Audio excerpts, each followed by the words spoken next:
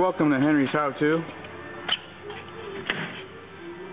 We're going to have a look at the 1947 Hudson. We got some parts that are done, and they look pretty sweet. Here's the hood.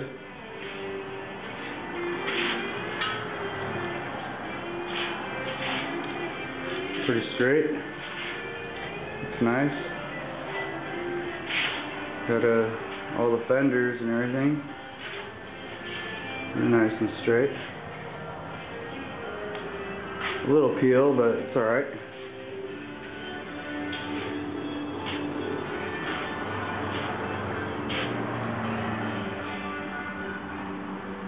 And the compound curves from hell, the rear deck lid.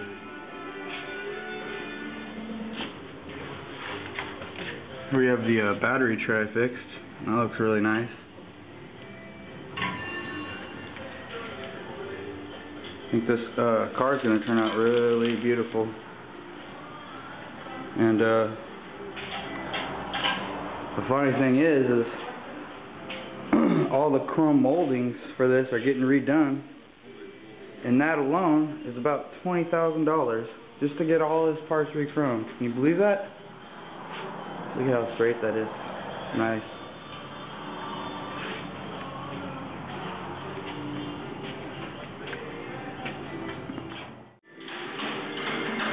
And here we have the fully rebuilt chassis for the 1947 Hudson. Really nice. And I really like these white walls with red rims.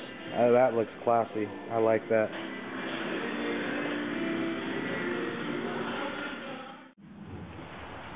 And here we have the roof. The situation with the roof was, first off, it's really big. Not a lot of supports underneath, and apparently someone was walking on the roof, and so when I blocked the epoxy, I noticed there was a bunch of heel marks, and it was stretched. So basically what it did was, when the people were walking on it, the heels were creating low spots, and the supports that were the only thing holding it up, which are about this thin, created high spots. So you had lows and highs, and that created stretches. They weren't real stretches where I had to shrink anything. They were stretches that were caused by taking the proper arc out of the arc.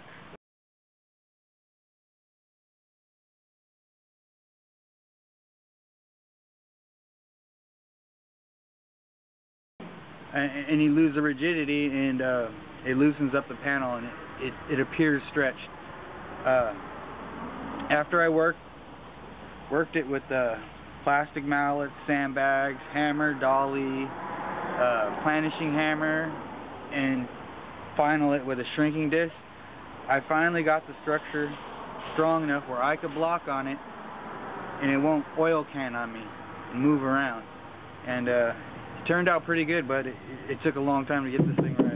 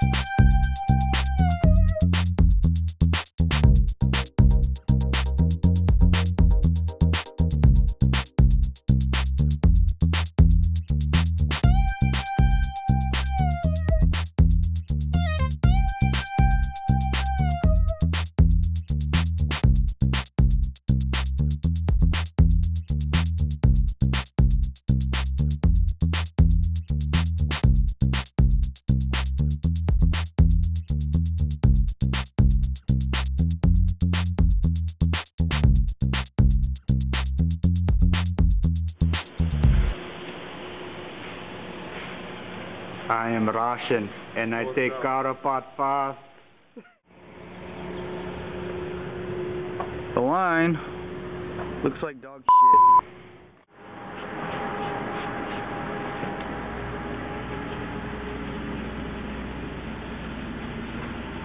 When I wet sand, I don't want to be listening to any loud music because if any grit gets into the sandpaper, I want to hear it because it's going to make a crunching sound and it's going to do some damage. And common sense to know that if the paper's wet, it's going to attract dirt and grit. So you want to have your ears freed up so you can hear if any grit gets in your paper. If it does, you want to swap out your paper or soak it in a bucket of water. The water I use has a little bit of soap in it to lubricate, and that helps the sandpaper glide over the primer. It helps a lot. And I use the soft block to kind of clean up the mud.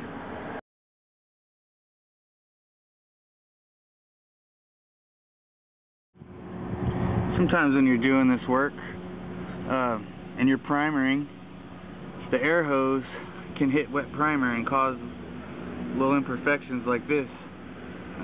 We're not going to reprime this whole thing because of that little imperfection, so I'm going to show you how to take care of that and to step up your grit of sandpaper so the sand scratch is able to accept paint and sealer and not reveal any sand scratches in the end.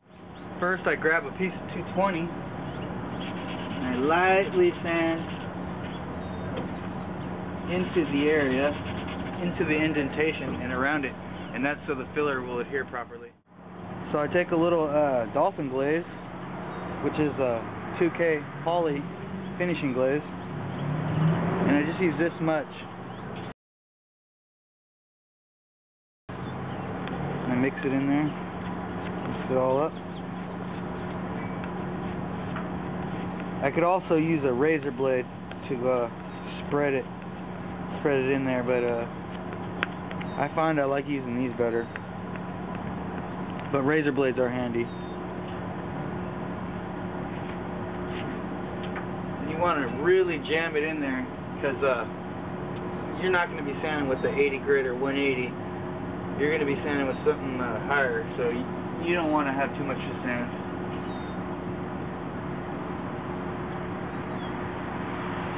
So you really jam it in there.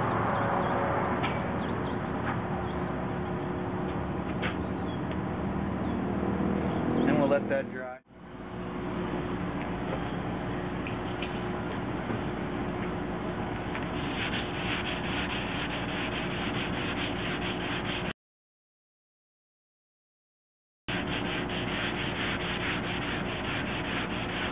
I'm starting with 220 because 220 is going to cut that down quick, and it's still a fine grit to where I could step up and erase the 220 scratch and replace it with the finer grit that's not going to show on your top coat of paint. You don't want to go under 220.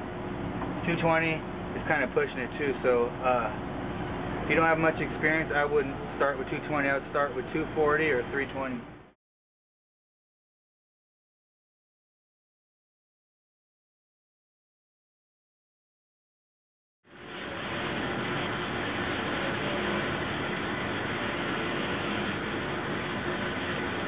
By the way, I usually have a mask on, and I'm trying to hold my breath right now as I do this.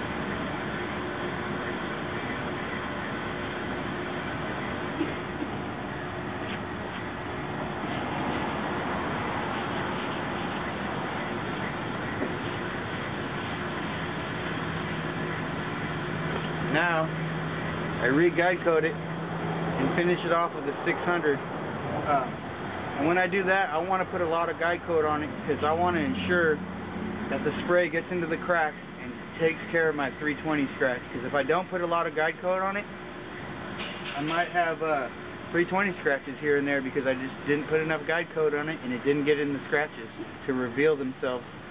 And when they reveal themselves, you obviously know you need to sand them out. So. If you can see, we have a lot more guide coat on it now because now it's more crucial. We're going to get it wet and we're going to start wet sanding.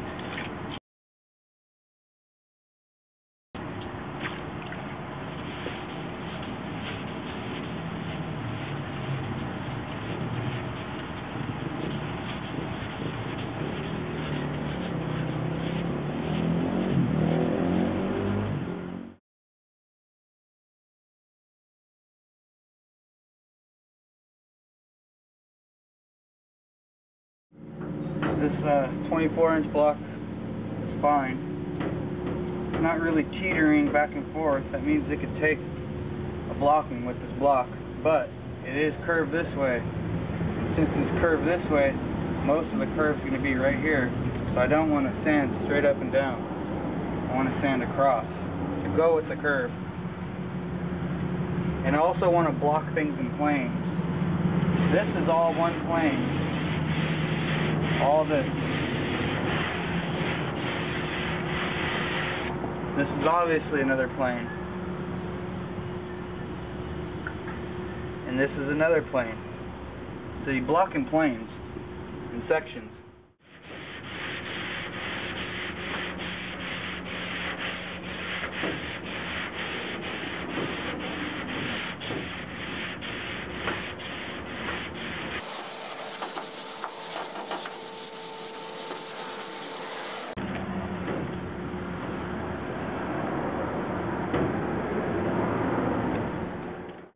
Then we get into sand this plane.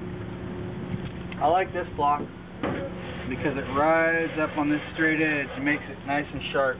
So I'll start with that.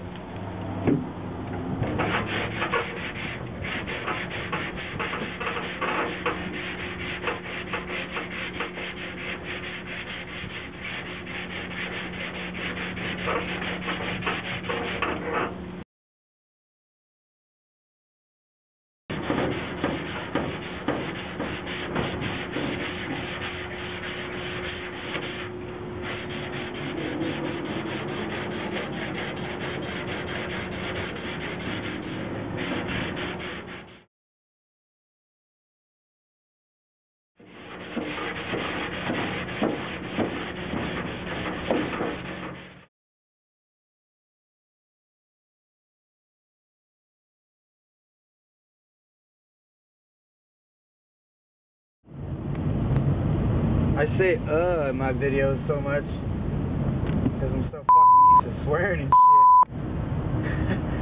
I have to find filler words.